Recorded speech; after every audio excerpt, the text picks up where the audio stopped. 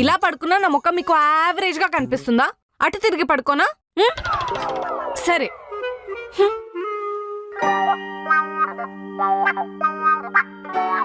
యావరేజా? ఏంది ఇలా బిహేవ్ చేస్తుంది?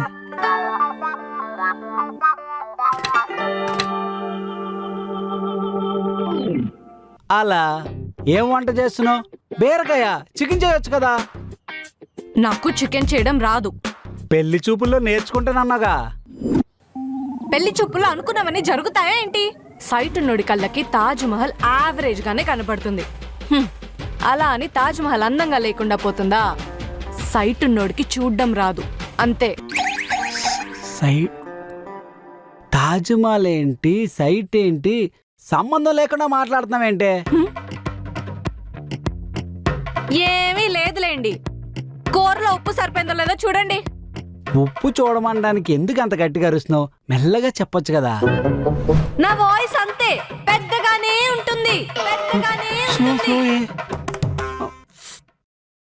ఉప్పు సరిపోయింది. కూరలా ఉంది, యావరేజ్ గా ఉంది. అన్ని యావరేజే నీకు. కూర యావరేజే, కూర వండినోళ్ళు యావరేజే. కూర కూడా అందంగా కనిపించాలంటే ఆ కూర కాస్త మేకప్ వేసి పౌడర్ వేసి అందంగా చూపించాలేమో నీకు.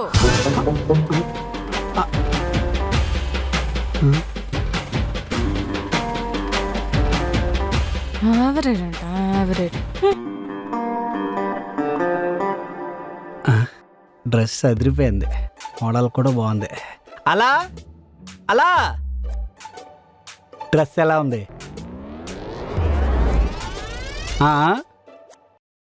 యావరేజ్ గా ఉంది. కాలిందా? కాలింది కదా. అందరికి అలాగే ఉంటది. ఇందులో కాలడానికి ఏముంది?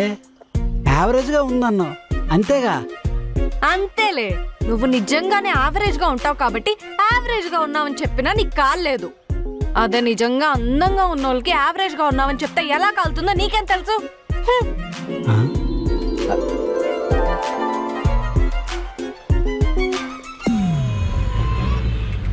సుబ్బలచ్చు అప్పుడు ఎలాగుంది, ఇప్పుడు అలాగే ఉంది. ఇంకా గోకడం మానట్లేదన్నమాట. మన దగ్గర డబ్బులు ఉన్నప్పుడు అది మనల్ని లేకుతుంది, లేకపోతే గోకడం ఎక్కువ అయిపోయింది అనమాట. అలా అలా వీడు బాలు నా చిన్నాటి స్నేహితుడు. చెడ్డీలు వేసుకున్న దగ్గర నుంచి సైడ్ కొట్టడం వరకు ఇద్దరం కలిసే చేసేవాళ్ళం. నమస్తే చెల్లెమ్మ. నమస్తే అండి. వెళ్ళి కాఫీ తీసుకురా. ఎల్లు. ఇంకేంటి సంగతులు? సుకన్య ఎలా ఉంది? దానికే సుఖంగా ఉంది, ఘాటి దుఃఖముక్కలో బలిసింది. ఎవరిని వదలట్లేదన్నమాట నువ్వు.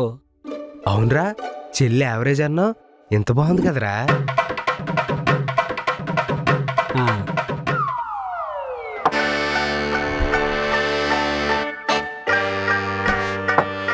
ఇది అన్నయ్యకి, ఇది యావరేజ్ గాడికి. వాడికి ఉప్పే కరెక్ట్. ఇలా అయితే మొత్తానికి బాగా సెటిల్ అయిపోయి బాగా హైదరాబాద్ లో. సర్లే, కాఫీ. థ్యాంక్స్ అమ్మా. అబ్బా, కాఫీ కూడా నీలాగే చాలా బాగుందమ్మా.